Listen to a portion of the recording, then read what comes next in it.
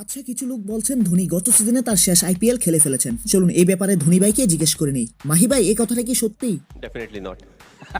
No, definitely. নমস্কার, আমি সাব্বির। আপনারা দেখতে শুরু করেছেন বোল্ড আউট। এক রিপোর্টে জানা গেছে নভেম্বরে আইপিএল এর মেগা অকশন হতে পারে। নভেম্বরে হতে চলেছে, তার মানে অতি দ্রুত প্রত্যেকটা টিমের রিটেনশন লিস্ট এবং অকশনের নিয়ম জানতে পারবেন। এবং প্রত্যেকটা টিমই বসে আছেন রিটেনশনের রুলস কবে নাগাদ প্রকাশিত হতে পারে তার জন্য, যাতে প্রত্যেকটা টিম গুণ ভাগ করে তাদের প্লেয়ারকে ফাইনাল করতে পারে। কিন্তু মনে হচ্ছে বিসিসিআই একদম শেষ সময়ে রিটেনশনের নিয়ম জানাবেন, কিন্তু চেন্নাইয়ের সমর্থকরা এখনই চাইছেন। কি আর বলবো, পুরো দেশে তাকিয়ে রয়েছেন চেন্নাইয়ের রিটেনশন লিস্টের দিকে, কারণ এই লিস্টটি বলবে ধোনি 2025 আইপিএল খেলবেন কি খেলবেন না। কিন্তু এক রিপোর্টের জেনে জানা গেছে চেন্নাইয়ের তরফ থেকে রিটেনশনের জন্য 5 জনের একটা শর্ট লিস্ট তৈরি করেছেন। এই লিস্টে রয়েছেন অধিনায়ক ঋতুরাজ গায়কোয়াড়, রবীন্দ্র জাদেজা, শিবম দুবে, পাথি রানা এবং ধনধনাধন ধোনি। তার মানে আইপিএল 2025 খেলতে চলেছেন মহেন্দ্র সিং ধোনি।